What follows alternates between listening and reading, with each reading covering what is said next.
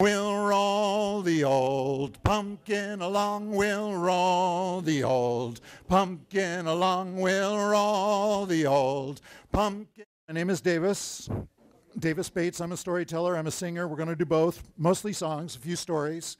But my mom also taught me that introductions are a two-way street. And even though I've met some of you, I'm sorry, I don't remember your names. And the ones I've never met, I never learned them. So on the count of three, to save some time, everybody just say your name. Ready? Here we go. 1, 2, 3.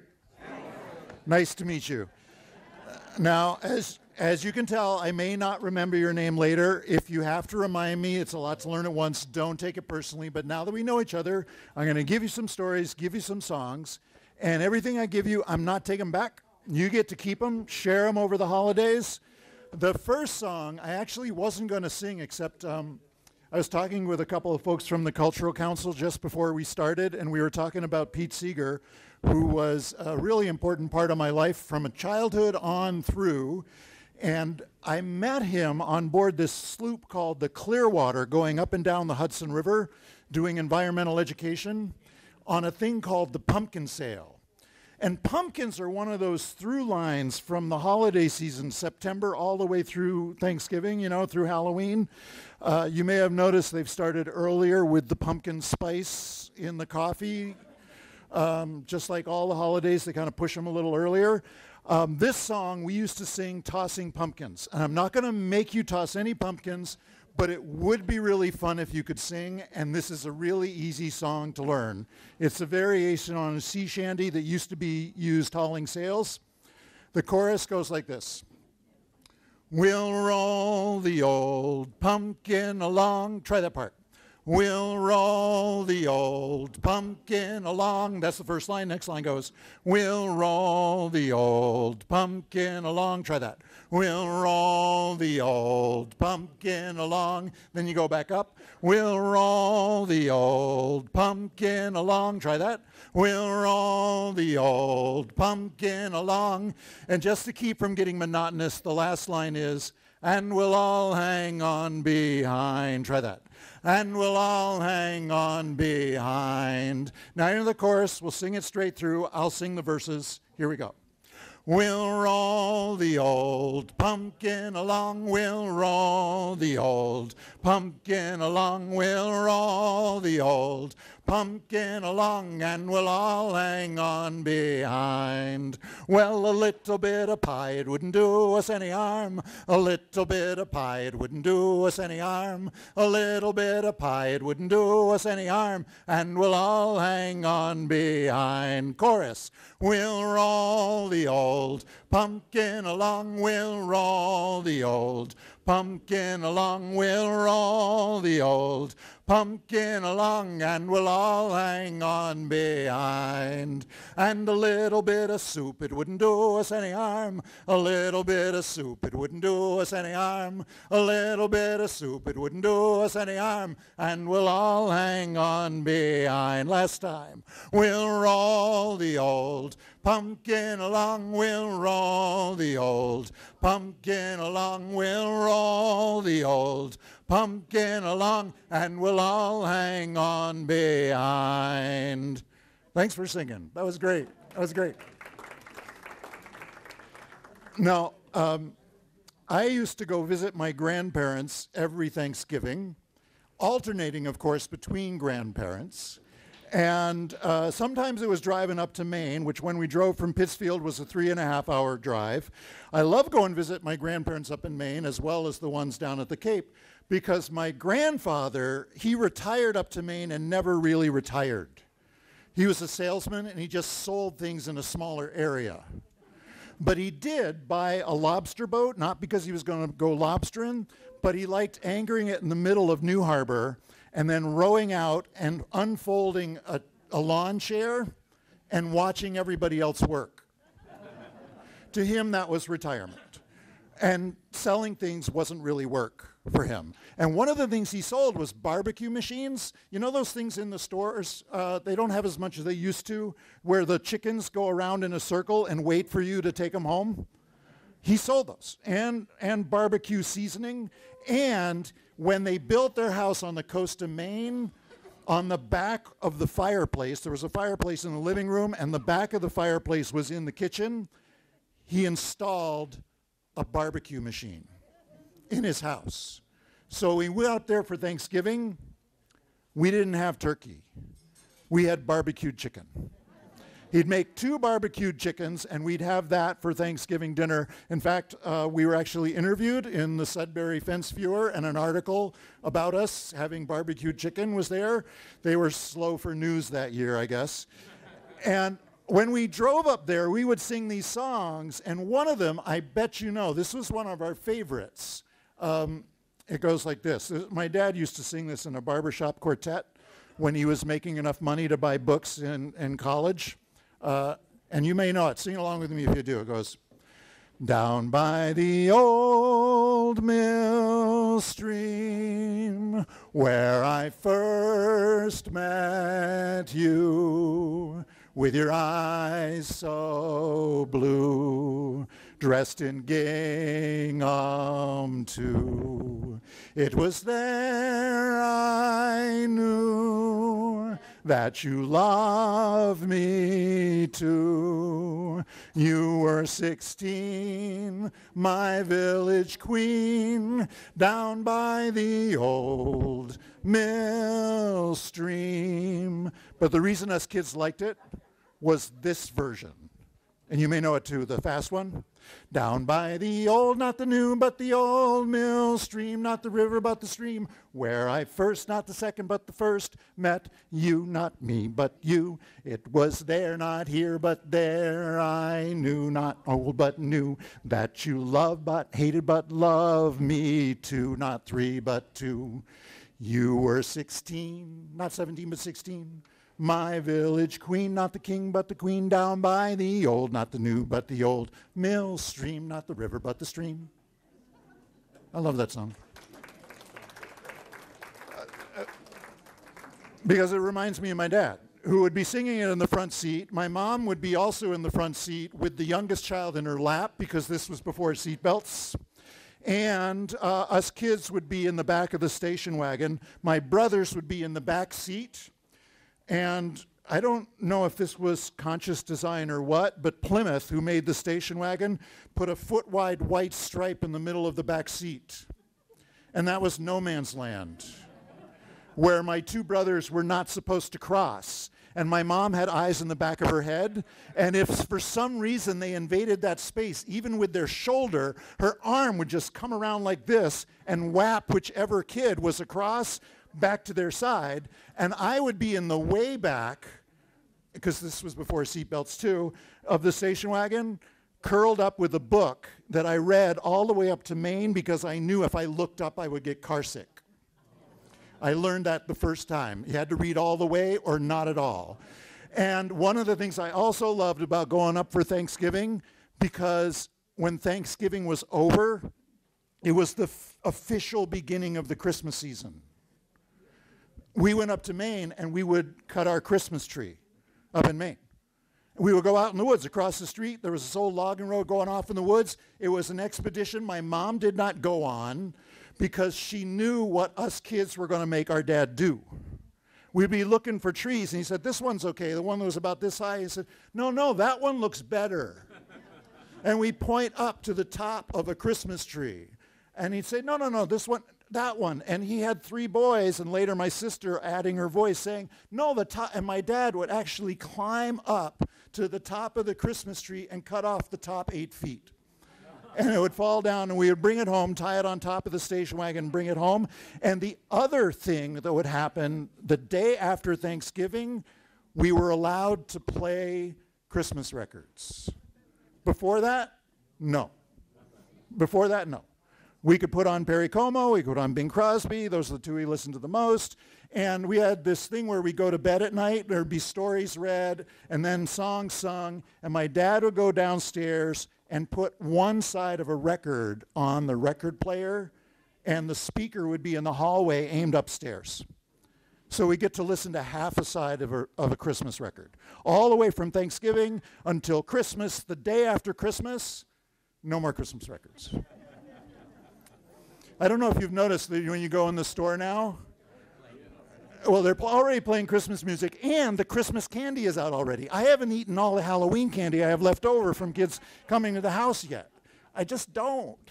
Another thing that happened when I was growing up around Thanksgiving was the dances. I lived in Sudbury and went to Lincoln Sudbury Regional High School.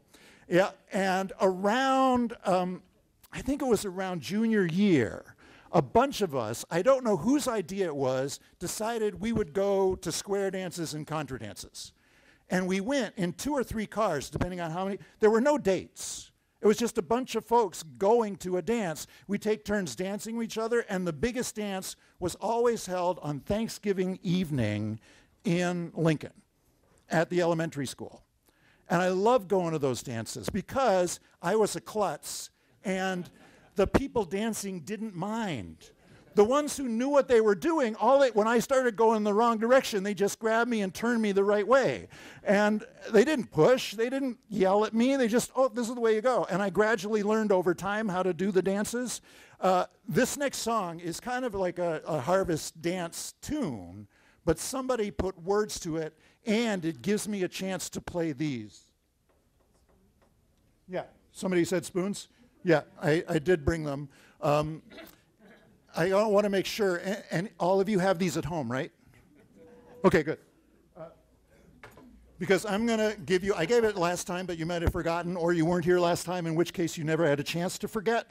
I'm going to show you how to play music with spoons, because it's in my job description, and I try to keep up with that. You take a flat handle spoon, you put it between your thumb and your first finger. The next spoon goes between your first and second finger. They sort of form a long V. Then you close your fist around the spoon, so the point of the V is in your palm.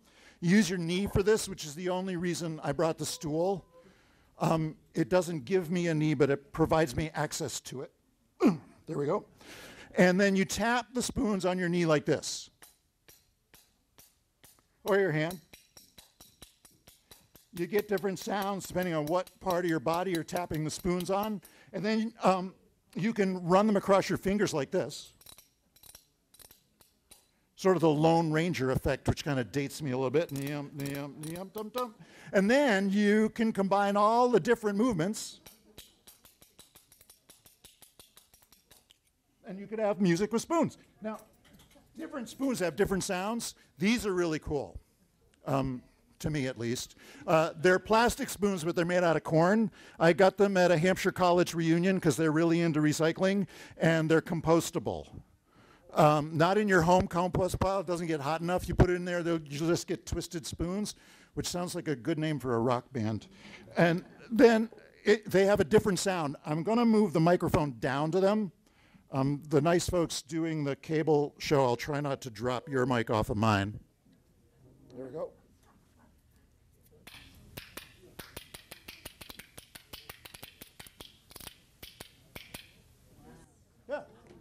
Just a pair of plastic spoons. They're kind of cool. And these spoons I'm going to use for this song. They're bigger, so I don't have to mic them.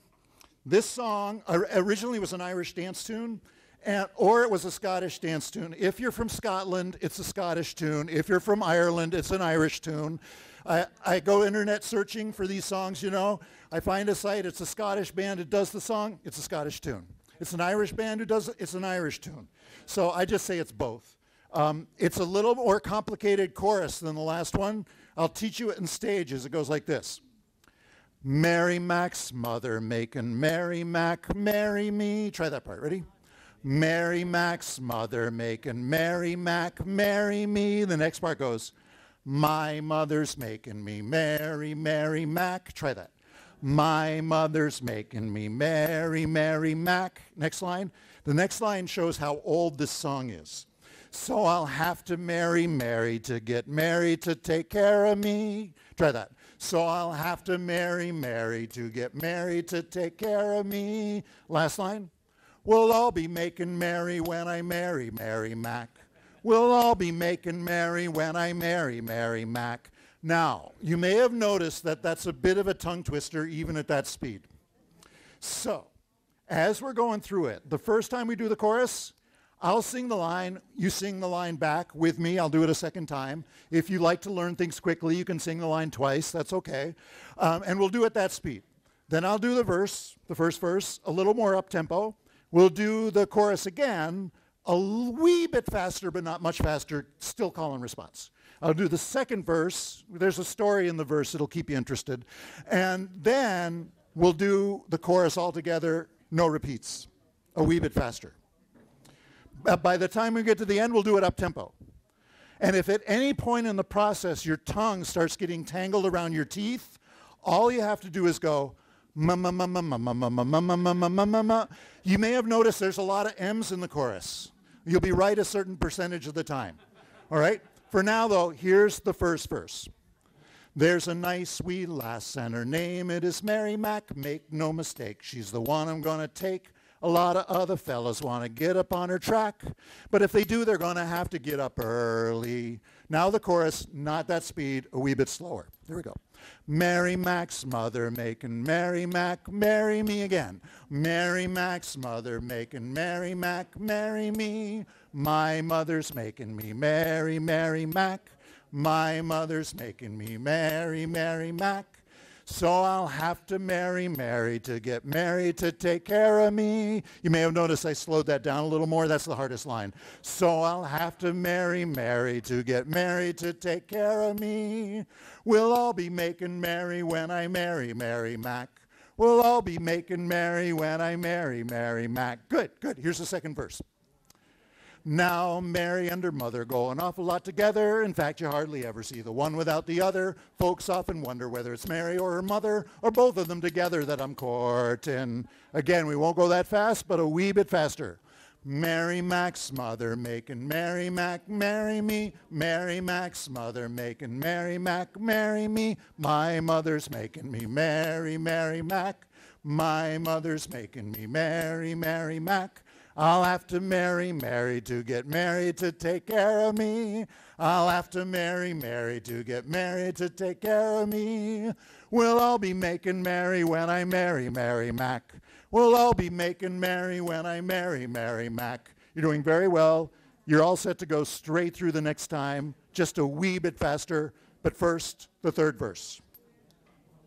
The wedding is on Wednesday, and everything's arranged. Her name will soon be changed to mine, unless her mind be changed. Making the arrangements, I'm just about arranged. For marriage is an awful undertaking. Now the chorus, here we go. Mary Mac's mother making Mary Mac marry me. My mother's making me Mary, Mary Mac. I'll have to marry Mary to get Mary to take care of me. We'll all be making merry when I marry Mary Mac. Good, good. Last verse, here we go. It's sure to be a grand affair, and that grander than a fair. There's going to be a coach and pair for every pair that's there. We'll dine upon the finest fare. I'm sure to get my share, and if I don't, then I am very much mistaken. Chorus, here we go. A wee bit faster. Mary Mac's mother making Mary Mac marry me, and my mother's making me Mary, Mary Mac. I'll have to marry Mary to get Mary to take care of me. We'll all be making merry when I marry Mary Mac. You're doing very well. Some of you have dropped out. That's okay. Some of you have learned the lesson that doing it quieter is actually easier.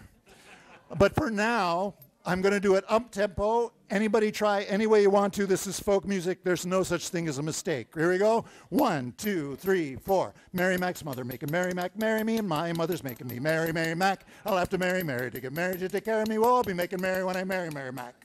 That's it. Thank you.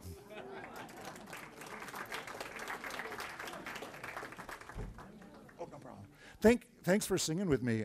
These songs are really much more fun when they're sung together. And this song is actually, it has nothing to do with Thanksgiving, but that song reminds me of it because it reminds me of bedtime when I was a kid. We had a tradition of rowdy songs for the first 15 minutes with my two brothers and my sister. And then the songs would start to get slower and slower and slower, and hopefully our eyes would be drooping by the time my dad went downstairs to put on the record. And this song was from the slow section. I'd forgotten it existed at all until I found it online, and I realized when I saw it, I knew the song. I knew all the words. I knew the tune. I didn't have to learn it. I immediately sang it because my dad had sung it to me for about 10 years. and it was in my head. And you probably know the chorus. And the song goes like this. You know the whole song, you can sing it with me. It goes, in Dublin's fair city, where the girls are so pretty, it was there that I first met sweet Molly Malone. She wheeled her wheelbarrow through streets broad and narrow, crying cockles and mussels, alive, alive, oh. Now the chorus. Alive, alive, oh, alive, alive, oh, crying cockles and mussels, alive, alive, oh. She was a fishmonger, and sure 'twas no wonder, 'cause so were her mother and father before. They wheeled their wheelbarrow through streets broad and narrow, crying cockles and mussels, alive, alive, oh. Alive, alive, oh, alive, alive, oh, crying cockles and mussels, alive, alive, oh. She died of a fever, and no one could save her, and that was the end of my Molly Malone.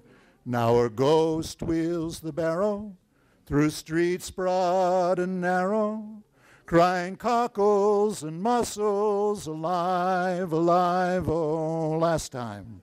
Alive, alive, oh, alive, alive, oh, crying cockles and mussels, alive, alive, oh. Nice singing. Thank you. Thanks. Now, speaking of dancing, I'm noticing pie is being served right now.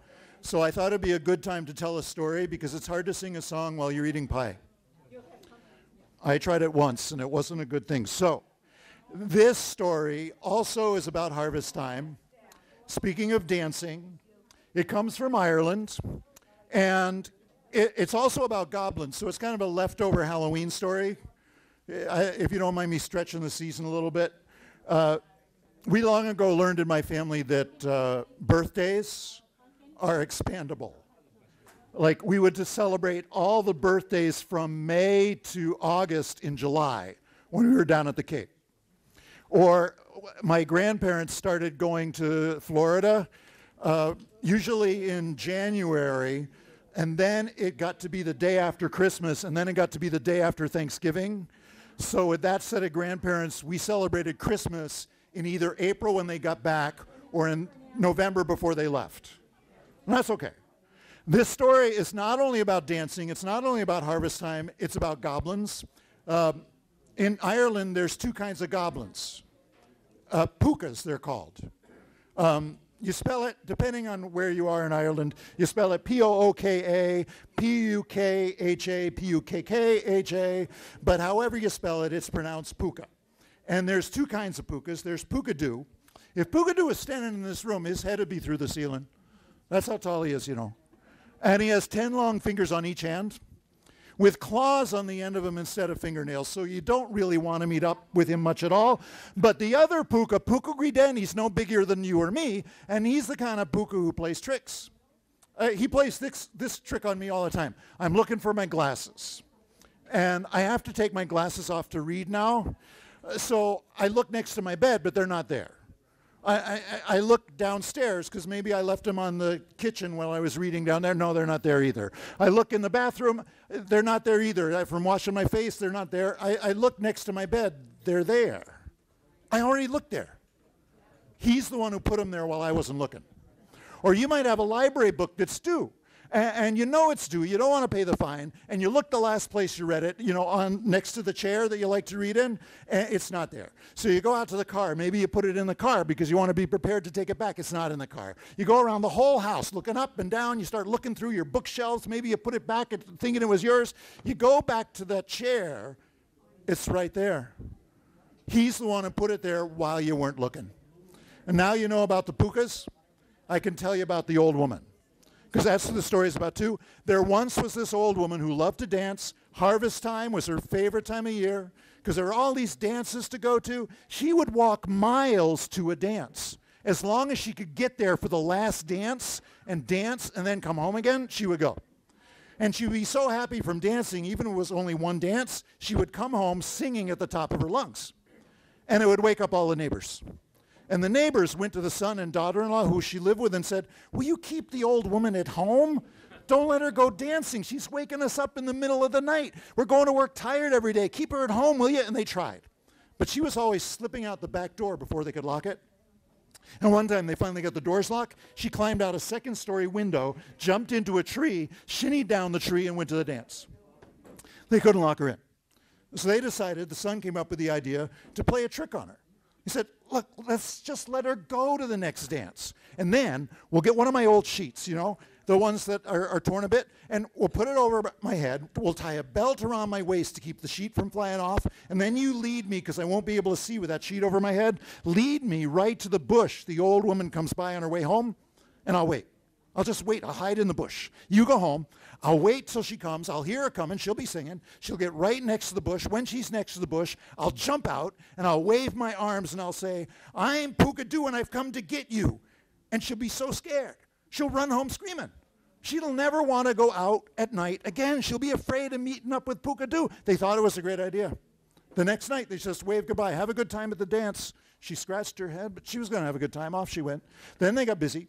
They got the old sheet, put it over the son's head, tied the belt around his waist to keep the sheet from flying off. The wife led him, because he couldn't see with that sheet over his head, right to the bush, left him there. She went home. He didn't. He waited inside the bush, and he waited, and he waited. And it was one of those nights, you know, where the wind is kind of playing tricks with the leaves and branches and making noises, and if you can't see what's going on, it seems a little bit scary. And he was getting scared, and then he heard an owl hooting in the distance. Woo, woo, woo, woo, woo, woo, woo. He said, what's that? What's that? Oh, no, it's just an owl. I'm not supposed to be scared. I'm supposed to scare my mother. But he was scared. In fact, he was just about ready to give up the trick when he heard his mother singing in the distance.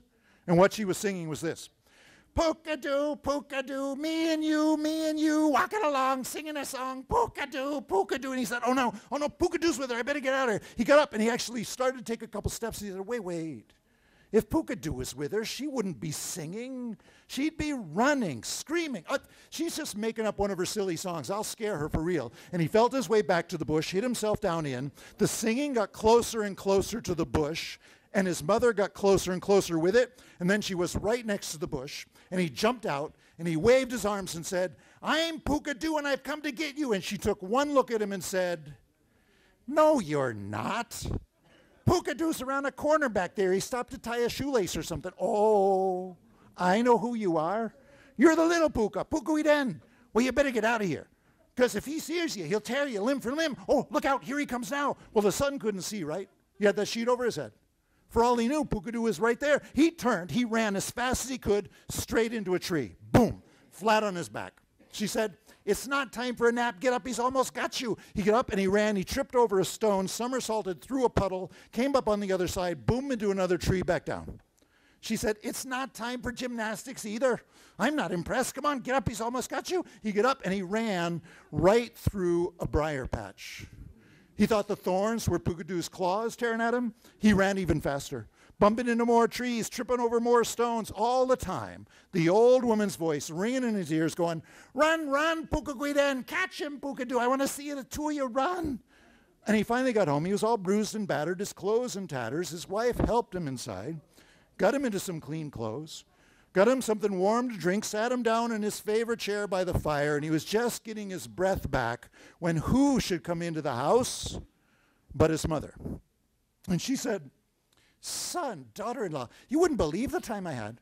I was walking along, coming home from the dance, singing, and it was a wonderful dance, the best dance I've been to in years. But who should I meet up with but the big Pookadoo? And he's really a very nice fellow. I don't know where he got his reputation. He knows a lot of great jokes, songs, and stuff. We're having a great time singing. Who should we meet up with but the little Pooka, Pookagwee-den? And the big one set off and chased the little one, and a merrier chase I never did see. Now, you know, I can't tell you what Pookadoo was dressed in. The big fella, I don't remember at all. But the little Pooka, Pookagwee-den, he was wearing one of our sheets. And son, he had boots on which looked just like yours. They couldn't trick her. And they decided if they couldn't trick her, they might as well join her. So the next time there was a dance, all three of them went. The son and daughter-in-law, they hadn't been dancing in years. They had a great time coming home. They were singing three-part harmony, woke up all the neighbors, and the neighbors said, oh no, now it's three of them. We'll never get any sleep. And they decided if they weren't going to be sleeping, they may as well have a little fun. So the next time when there was a dance, the whole neighborhood went. And when they came home, singing the top of their lungs, 12-part harmony, there was nobody left to wake up. And ever since, that neighborhood in Ireland has been known as the singing and dancing neighborhood. All because of Puka-Doo, Puka-Guidan, and the old woman. And that's the story.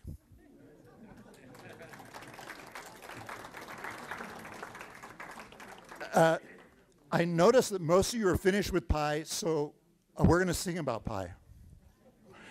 Pumpkin pie is one of my favorite things. It's one of the best excuses I know for eating whipped cream. In our family, we have to make 2 pumpkin pies for Thanksgiving, one for the meal and one for the next morning for breakfast. I was telling this at a senior center, where was it? It was out in Princeton, yeah, in Princeton, and somebody came up to me after and said, we make 2 pies too, but one of them is for breakfast while we're cooking the turkey. So they eat 2 on the same day, just one for breakfast and one for lunch. This song is about pumpkin pie. It also has a story in it, and I'm going to teach you the chorus the way I did the last one. It goes like this. Pumpkin pie, she made a special pumpkin pie. Try that part. Pumpkin pie, she made a special pumpkin pie. And the next part goes, pumpkin pie. Now, you can pretend you have a piece of pumpkin pie in your hand, or if you still have one, you can actually lift it up if it's not too dangerous. It helps you hit the high note. Plus, it's theatrical, and I went to college and did theater, so let's try that part. Ready? Pumpkin pie. And then the last part goes, yeah, don't hit a neighbor with your hand. It's just, black eyes are not good. And then the last part goes, you never tasted such a pumpkin pie. Try that part. You never tasted such a pumpkin pie. Now we're going to string it all together. I may lower it a little bit. We'll see if that happens in pitch. And I'll do the verses again because I know them. In the interest of time, I'm going to do 2 verses in between each chorus where the story is. All right, here we go. Pumpkin pie, she made a special pumpkin pie. Pumpkin pie, you never tasted such a pumpkin pie. In the West there lived a maid, she was a cook who knew her trade. She baked cookies, cakes, and oh my, she made a very special pumpkin pie. Now this young cook fell in love with a man. He was a gardener who worked the land. He grew potatoes, beans, and oh my, orange pumpkins 3 feet high. Now the chorus. Pumpkin pie, she made a special pumpkin pie. Pumpkin pie, you never tasted such a pumpkin pie. At the harvest fair he won the prize for his pumpkin of enormous size. He gave it to the cook to try. She made a very special pumpkin pie. She took eggs and milk and some sugar, cinnamon, nutmeg, and some ginger. Special spices she did try to woo the gardener with her pumpkin pie. Now the chorus. Pumpkin pie, she made a special pumpkin pie. Pumpkin pie, you never tasted such a pumpkin pie. After 1 mouthful, his eyes began to glaze. After 2 mouthfuls, he fell into a daze. My lovely cook, you're the apple of my eye. I'd love to taste some more of your pumpkin pie. Now the gardener and the cook, they're as happy as can be, living with children 1, 2, 3. They'll be happy until they die, with regular helpings of pumpkin pie. Last time. Pumpkin pie, she made a special pumpkin pie. Pumpkin pie, you never tasted such a pumpkin pie. Thanks for singing. Thank you. Now, there's another round fruit that some of us grow in New England that comes ripe this time of year, because this fruit is hard to grow in New England, although they've been finding seeds and varieties of this that are shorter and shorter, so you can get them. Watermelon. This is leading up to a couple Thanksgiving stories about my other grandfather, Grandpa Allen, my mom's dad. And I love this song because it reminds me of my grandfather.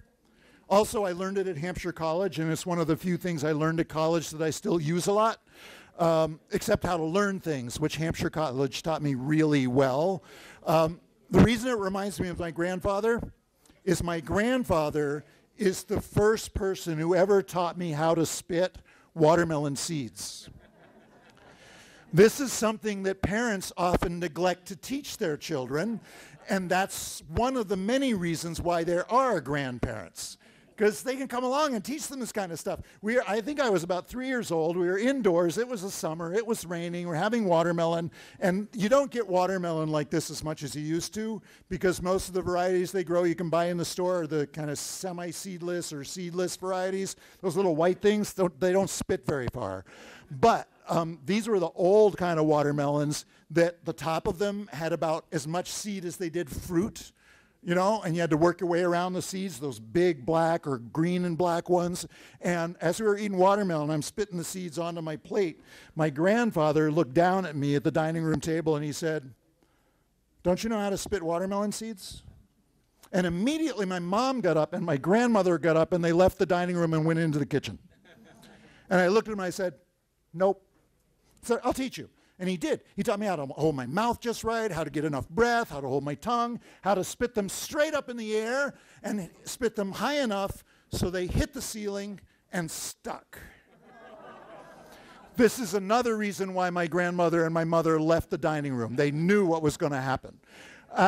And so we took, until we had no more seeds, there was this constellation of watermelon seeds on the dining room ceiling, but my grandmother and mother did not get upset about this because they knew the next thing that my grandfather would do would be to pick me up out of my chair and hold me up so I could take all the watermelon seeds down. And there's something, even at 64 years old, to have a memory of being 3 and having my grandfather hold me up in the air, that memory will never, ever leave me. So I like to sing this song. This is the easiest chorus you're ever going to learn. Michael Cooney sang this song in one of the they were called that, apartments. There was a center room, big round room, and he taught us the song. And your part in this is the sound you make when you eat watermelon, which is... Now, you don't have to be polite about this. This is one of those times where you can do this really loudly, and it's okay. On the count of 3, whenever I move my arm like this, I start my arm motion, you start the sound, you stop when you hit my leg. We'll try a dry run of it, so to speak, before we do it in the song. On the count of 3. 1, 2, 3. That was good. I could hear you, which is not always the case, but this is the sweetest watermelon you have ever tasted. So, a little bit more oomph on the count of 3. Ready? 1, 2, 3. Good. Now, every time I make that motion in the song, you make that sound. This is actually the song the mice sing in my garden every summer. You have to take my word for it. You have to be up really late to hear them and be able to translate mouse, but this is what they sing. You can plant a watermelon up above our house and let the juice seep through. You can plant a watermelon up above our house. It's all we ask of you. Chocolate chip cookies, they taste mighty fine. Nothing's quite as sweet as a watermelon vine. You can plant a watermelon up above our house and let the juice seep through. That's it. It's very short, actually. Thank you. Thanks. Now, I got time for one last story and then one quick song at the end. Before I do the story, though, I got to show you something. If you look up here, you see this ring on this finger? It's a little thin because it's old. Even older than me. This was my grandfather's wedding ring. My mom's dad, Grandpa Allen, he wore this ring for 62 years. That's how long he and Grandma were married. And Grandpa and I, we were born 2 days and 50 years apart. I was born April 4th, 1955. He was born April 2nd, 1905. And maybe it was being born so close to April Fool's Day, but Gramp liked to play tricks. Like this one. I'd always sit next to him at the dinner table so he could do it. He'd reach under the table where nobody could see him, especially my grandmother. She sat opposite us all the time. And he'd grab my knee right in that funny bone spot. You know, the tickles? It makes you jump. And I would jump. And my mother, she would look over at me and she'd say, Davis, stop fooling with your grandfather. Mom, he's the one who did it. Cut it out. A little while later, he'd reach over again. He'd grab my knee again. I would jump. She'd say, Davis, stop fooling with your grandfather. You're going to have to go to bed. Mom, he's really the one doing it. I found out later when my mother was a kid, her father, my grandfather, used to do the same thing to her. Reach under the table, grab her knee. She would jump, and her mother, my grandmother, would say, Nancy, stop fooling with your father. You're going to have to go to bed. I wanted one thing. More than anything else, I wanted to get him back. I wanted to grab his knee, make him jump. But again, he started doing this to me when I was 3 years old. My hand was too small. His knee was too big. I would try, but I couldn't get around far enough. It wouldn't work. He'd just smile, reach over, grab my knee. I would jump. My mom would say, Davis, it took me until I was 13 years old for my hand to get big enough and for me to get fast enough. I'd almost given up hope. But one Thanksgiving dinner, I'm sitting next to Gramp. He's on this side. He's looking at my brother, who always sat on the other side of him. He's not looking at me. I thought, here's my chance. I reached over as quick as I could. I grabbed his knee, and my hand must have just grown a little bit or something, because for the first time ever, I hit that spot. I grabbed him so hard, it tickled him so much, he jumped so high, his knees hit the table. The whole table shook, milk spilled here and there all over the table, and my mother looked over at my grandfather and she said, George, stop fooling with your grandson or you're going to have to go to bed. And he just looked at me and he laughed. And after that, we were always trying to get each other under the table, grab each other's knee, make each other jump, even when he was in his 80s and I was in my 30s. We're still doing it. I had a lot of fun with Gramp growing up. He taught me how to play baseball. He taught me how to go fishing down at the Cape for striped bass. And one Thanksgiving, he was never one for telling stories, but it wasn't long after I graduated from Hampshire College and I started working as a storyteller, because I did theater in college, but you have to stay up late to do theater, and I like getting up early in the morning, and I quickly discovered you could do that in your 20s, but as you got older, it was harder to stay up late and get up early. So I started doing storytelling, and Gramp, one Thanksgiving, he said, you like stories, huh? And I said, yeah, I got a story for you. So he and my mom told me this story around the Thanksgiving table. Said, this was during the Depression, the 1930s, when there wasn't much money. My grandfather worked for, I think it was called Mass Electric in those days, as an accountant. And they had this big meeting. And it was announced that everybody was going to have to take a third cut of salary, or they're going to have to lay off a third of the workforce. And they were going to leave it up to everybody to vote on what they wanted to do. So they actually took a vote. And they voted to take a cut in salary. Nobody got laid off. They all had a little less money, but everybody still had a job. And Gramp said that, you know, with less money, there was less money to buy stuff for Thanksgiving. But in their family, they were lucky because there was a farm. Up in Ashby, Massachusetts, there was a family farm that during the Depression, everybody would go to that farm, because at that farm, there was food. They grew turkeys, they grew pigs, they grew corn, they grew pumpkins, they grew potatoes, and people brought what they could. You made some jam, you'd bring it. Made a loaf of bread, you bring it. Couldn't make anything, you brought yourself, and you brought a story, you brought a song. And so many people came. They had a table. You know those tables you could push apart? Put a piece of wood in, make them bigger? They had this old farm table. You could push it apart and put 4 pieces of wood. It was this huge table. And one year, so many people come, they'd already put the 4 pieces that came with the table in it. And they had the tablecloths on it, too, because that's how big it was. But more people showed up. They needed more room. And my grandfather said to my mom, hey, Nancy, climb under the table. See if we can push it apart farther. So my mother, who was 6 when this happened, climbed under the table. She said, yeah, I can go farther. So they pushed it apart. And then she finally said, stop. That's as far as you should go. And they got a pine board from the barn. It hadn't come with the table, but it just fit in, stuck a little bit out on the ends. They didn't care. They put the tablecloths back on. They set the table, and they put the food in the middle of the table. They had a ham, they had the turkey, they had baked potatoes, mashed potatoes, squash, stuffing, green beans. They had 10 pies in the middle of the table. And then they stood with their hands on the back of the chairs. They always do that. They'd stand, say a prayer, thank you for the meal for each other, and then they'd sit down. Well, they were halfway through saying the prayer when the middle of the table started to sink. It was slow at first, but it was picking up speed, and my grandfather, who was in the middle on one side, said, hey, quick, Uncle Ed, sit down. And the two of them sat down just as the table broke, and they caught it on their knees. And all the food slid towards the middle of the table. And then my grandfather said, hey, Nancy, run and get some encyclopedias. And my mother, who was 6 years old when this happened, ran, got 4 big, thick books, brought them back. Everybody stood around. They lifted the table a little above level, and they put those big, thick books on the knees of Grandpa and Uncle Ed and set the table back down. And that's how they ate Thanksgiving dinner. For 3.5 hours, my grandfather and Uncle Ed held that table up on their knees. And when Grandpa and my mom told me that story, that Thanksgiving about 30 years ago, I'm 40 now, she said that year we were thankful that Grandpa and Uncle Ed had awful strong knees. And my grandfather, I was still sitting next to him, elbowed me in the ribs and whispered in my ear so my grandmother couldn't hear him. Strong bladders, too.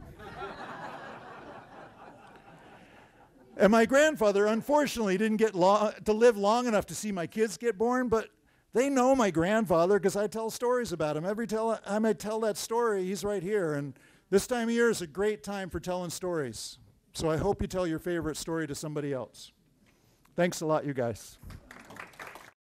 We'll roll the old pumpkin along, we'll roll the old pumpkin along, we'll roll the old pumpkin.